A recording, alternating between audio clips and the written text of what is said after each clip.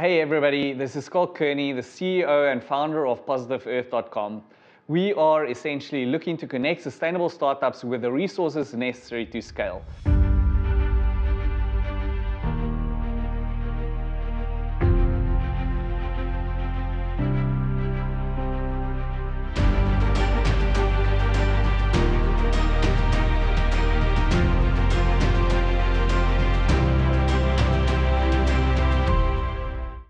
Sealand is a local Cape Town-based lifestyle brand taking eco-conscious and sustainable gear to new heights with a range of handmade, upcycled eco-outdoor bags and apparel. Sealand had the idea to create products for their ocean and mountain-loving lifestyles out of the post-consumer fabrics and materials. In the early days, these were yacht sails, seat belts, and even old ad billboards. Since expanding into e-commerce and international retail, their products now focus on lesser-known B-grade textiles that didn't quite make the cut for the intended purpose. Instead of going to waste in warehouses, landfills, and incineration plants, the Sealand team gives these textiles a new purpose where they not only get to honor the environment, but the community that hand makes these awesome products too. We connected with Jasper to get to know his sustainable startup better. Jasper, welcome to our show and thank you for joining us today. It's a real pleasure to have you. I want to kick us off by asking you to please share your journey with us. What inspired you to become an entrepreneur and create this brand called Sealand? So I think my entrepreneurial journey started long before Sealand. It's kind of instilled into me as a child, growing up in a family of entrepreneurial parents. My folks, they started their own businesses and ran them, and ultimately joined together and ran a business called Nachi Clothing, which was, sort of an institution within South African kids clothing. And through that, they were creative and entrepreneurial, and they saw successes in that. And it was kind of built into my schooling and the subjects which I chose, which were more creative and business orientated.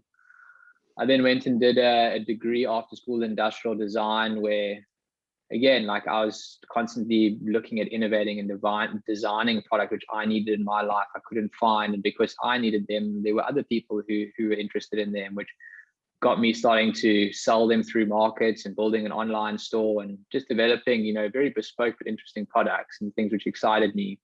And really always letting my lifestyle sort of dictate what are the products I design or create and look to develop and ultimately sell. And through that journey and my lifestyle being very outdoor orientated, adventure driven, I love surfing, I love the mountains, it kind of just naturally led into me meeting the guy I started Sealand with, Mike.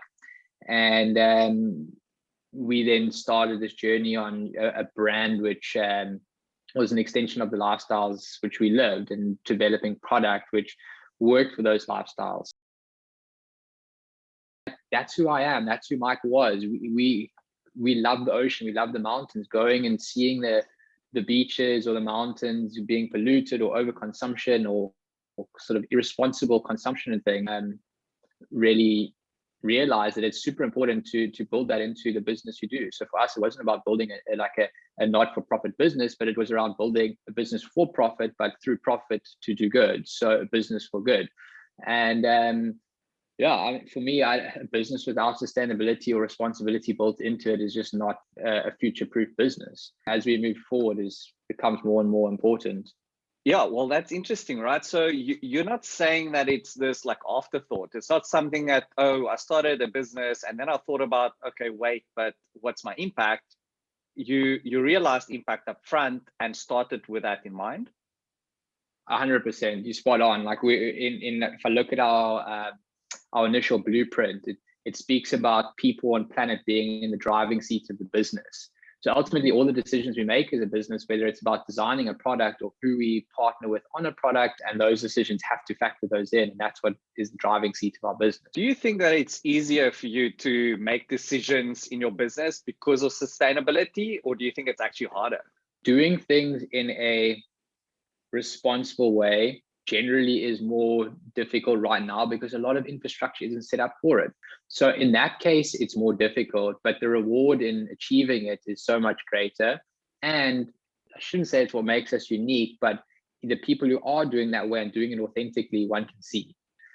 Also as business owners, you realize like you need to just make a start at something. You can't wait until it's perfect to launch something or to begin, but you need to know what perfect looks like and work towards that. So if companies, whether they're big established companies not doing good or companies which are doing good, as long as every day you're looking at making these little changes which are positive impact to the environment, that is what's important. That's what's going to make a change. And if everybody did that, that change is going to be significant. So how are you viewing competitors that are not concerned with sustainability? Yeah, again, it's frustrating to see what some people get away with and what they say they're doing versus what they're actually doing. The more people and businesses who are starting to be more proactive in this space is making it more difficult for the guys who aren't. So every day or every month or every year that goes by, it's becoming more difficult to not be responsible in that space because of the social world we live in and how you get called out. So it's definitely more difficult, and it's going to become more costly, I believe, as well. There'll become taxes and those sort of things and put in place to discourage, just like the sugar taxes to discourage sugar, they'll be the same for sort of irresponsible production. It is frustrating and it's saddening to see, the way some businesses operate purely for profit and what they're doing at the cost of the environment. But we got to focus on what we can do and look at how we can try and encourage and inspire other companies to improve. And, maybe our project, which we've just done now with Reebok, is a great example. We've just launched a collab with Reebok, and they've admitted they're not perfect, but they've made a standpoint to say they're going to change. And in that standpoint to change, they've started this journey by a shoe which has got 30% recycled upper, and that is a partnership with Sealand where we've developed a reusable shopping bag. So it's less wasteful. Packaging is wasteful. How do we come and contribute to that message? How do we contribute to a more responsible packaging solution? And they've made a commitment to an improvement journey. And they chose to work with a brand like Sealand to help them in that journey. So what that says to me is our small brand, if you look at it in comparison to Reebok, is impacting big businesses to want to change, and they want to learn and work with us to help that change. So from that perspective, I find it inspiring. Over the journey of the Sealand life cycle, we've always looked at putting these things, environment and people, in the driving seat. We've always made all our decisions around that. But we've never sort of articulately measured every bit of sort of carbon which we're diverting from landfill and that sort of thing. So as our business has grown and growing and becoming more credible and seen in more sort of reputable locations, there's more and more of a need for that.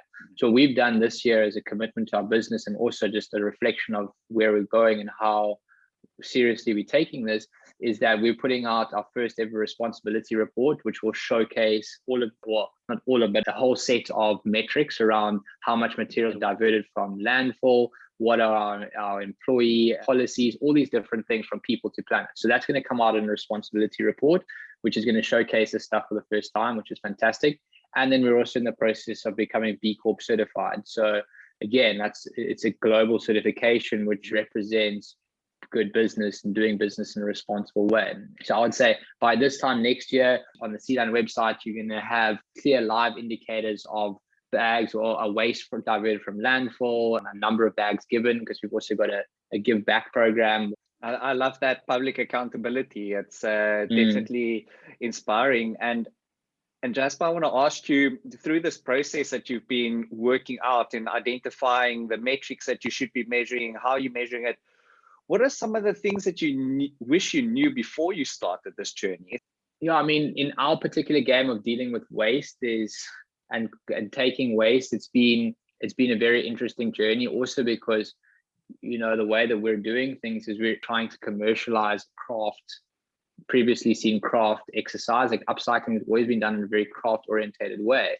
It's not really designed to be done on a scale. So that's one of our learnings, is how do we bring a consistency into our product so that it does work from an e-commerce perspective, and it does work from an efficiency perspective in production, but still staying authentic in how we produce and our story and our material collection. And then I also wish we had put in sort of processes or systems from day one where we measured every bit of material that came in. If we look at it from a Sealand, wearing a Sealand hat, those materials already exist. They've been produced. They're in existence. They're going to become a wasteful matter if we don't intercept it. As our business grows, whether it encourages change in materials or not, but we as a business are going to start to work with some other types of materials which are new materials, but there will be what we refer to eco-cycle materials. And within eco-cycle, it's maybe recycled materials, a good farming practice, natural smart materials, and that sort of thing. Ultimately, the truest form of a responsible business is very difficult to scale, because if you look back how, our ancestors did things, it was done in very localized formats. And, shipping things all over the world wasn't part of the equation then. Like, you didn't even fathom that idea. And because they did everything so local, they ate produce which was seasonal. They only accessed the things which they could within their network. They traded and they bartered within their communities. And that's the truest form of being sustainable. It's difficult to do it at scale, and I don't think the answer is not there yet as to how it's going to really look in 10, 15, 20 years time. So I guess then what would you say would propel Sealand to achieve that kind of goal and purpose, that place in the market? I think for us, like, the most important thing, like, we definitely want to be seen as a global brand. If I look at Sealand and our product offering and the community within South Africa, there certainly is an audience here, and I really appreciate our audience within South Africa, but it's niche, and we operate in a niche space, and that niche in South Africa is small. So from, just running a business which continues to run and run in a way which is sustainable from, overheads and just driving and running the business, we need to look at a business which operates on a global level. And as a business, we've always wanted to see Sealand as a globally respected business, a responsible lifestyle brand. And in saying that, we have to look at, as the business grows, where things come from, where they're produced, and look at it as like a full cycle of, if products are all being sold in one location overseas, then does it make sense to always produce everything in where we currently are now and how we do it now? So one has to evolve as the business evolves. The most important thing in my mind is authenticity. The reason why Sealand is seen, of course, we're transparent and authentic in everything that we do. So no matter how we grow or where we get seen, for us to stay beautiful and aspirational and to grow in the way that we have been, authenticity cannot be lost. As soon as that gets lost, then it doesn't value the same thing. There's probably two ways for sustainability to really take effect in the market, right? It is the current globalized, commercialized businesses to take some responsibility. And on the other end, it is the startups and the space. And I refer to you guys as a startup because I think you are reinventing as you're going and solving problems in line with your purpose and values to be able to get to some level of scale. You mentioned that your story needs to stay beautiful. And how do you align your team with purpose for sustainability? First off, purpose is fundamental to what we do. And based on that, I think, our brand is known for that. And whether it's people applying for jobs or people buying into the brand, we sell a story, and our story is a purpose-led story. And I only see story-orientated brands becoming more prominent, more significant as we go forward. You can't just offer them something which looks beautiful anymore. That's just part of it. That's one of the boxes. It has to look good, but it has to be so much more. And that's where the impact of the purpose side is fundamental. And when I'd say we sell a story, not a product, is, that sales journey, which when you're in a store and you're experiencing Sealand, we're going to tell you about the story way before I tell you, well, this is where your laptop goes, and this is like our custom strap design. Like, the design is secondary to the story or the purpose.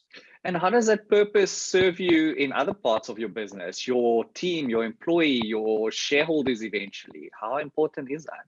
Anybody, when we do a campus tour or a Sealand tour, and people come from outside and they meet and they see from our leadership team, all the way through to, call it the cleaner or the gardener, there's mutual respect which goes throughout the company, and we call ourselves like the Sealand crew, and the Sealand crew refers to the Sealand family.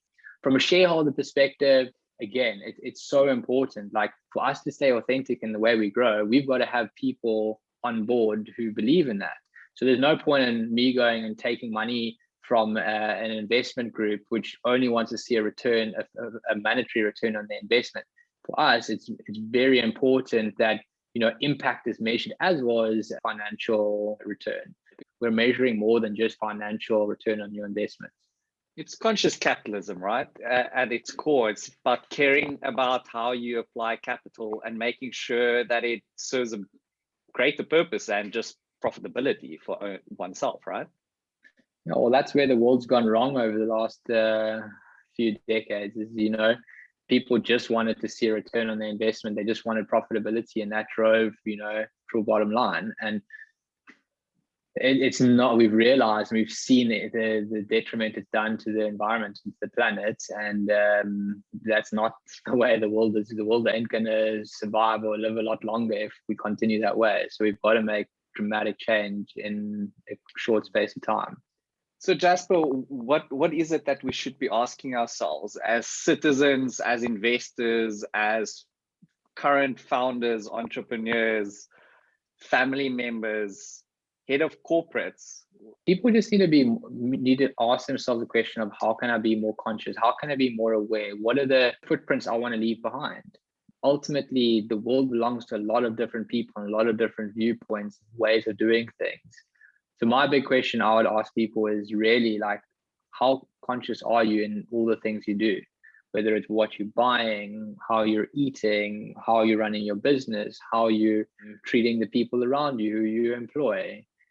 And just because you can have something doesn't mean that you should have it. I want to sign off by asking you, what is the one either success or failure that you think shaped you as a person creating this amazing brand? I'm going to take this one to a personal level. I had a life-changing experience in 2015, just before Sealand was established, whereby I got a sort of second chance at life through a liver transplant. And through that journey, it just made me realize and appreciate the right things and offer the time to the right things. But in a bigger picture perspective, I'm actually a living upcycled item, because I've got somebody else's organ put inside my body. That person with the liver, you only have one. So unfortunately, that person had to pass away, but it gave me the opportunity to upcycle that organ into myself, which has given me the opportunity to continue my life. So I was given the most incredible gift that I could have ever been given, which ultimately shows and gives me the most incredible gratitude to life and appreciation to the right things. And I think that has been brought forward into the way that we run Sealand and drive Sealand. And again, it just like motivates me even more to the value of upcycling. Is it like I'm a living example of upcycling, and that's now the way that what that's done to my life. So I want to bring that into Sealand's life, and I think that we do that quite clearly. Thank you for sharing that with us. Really appreciate it, and thank you for doing what you do.